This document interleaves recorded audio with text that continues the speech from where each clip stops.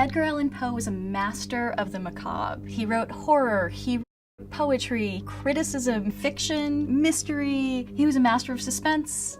Edgar Allan Poe, called by many the father of the detective story, was born on January 19, 1809, in Boston, Massachusetts. When Poe was 2 years old, his mother passed away, and his father had already abandoned the family. He was taken in as a foster child by the Allan family. He was writing poetry from about the time that he was 13. He kept writing all the time. He worked very, very hard at his writing and wrote constantly.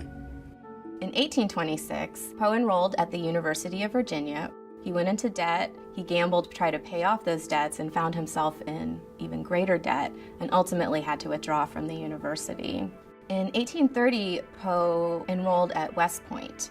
After West Point, Poe turned to writing full-time and lived in a number of East Coast cities before settling down in Richmond, Virginia. Edgar Allan Poe secretly married his 13-year-old cousin, and then in 1836 publicly married her in a more open ceremony. He loved her very, very much. They lived together always until, alas, she died of tuberculosis when she was, I guess, around 20. Poe's primary occupation as a writer was as a literary critic.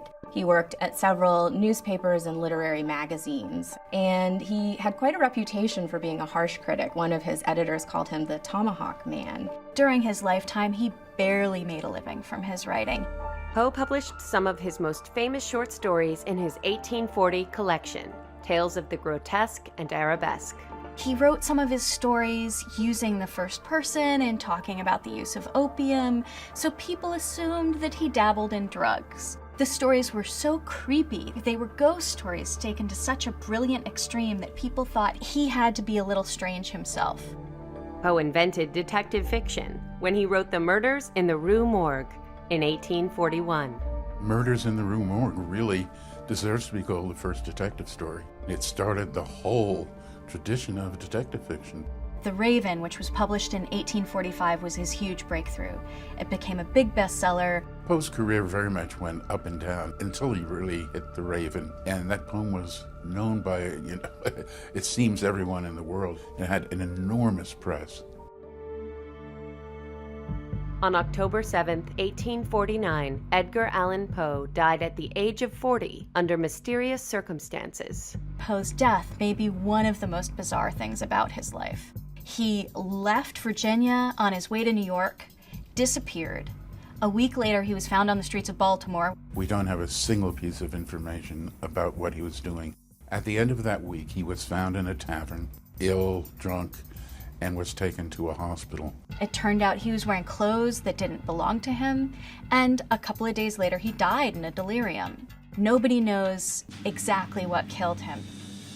Edgar Allan Poe's legacy in American literature is very detectable in all of the mystery dramas and stories we have, and all the kind of horror and vampire work that we see, that there is that trace of the sort of horror and mystery that Poe really was able to harness in his writing.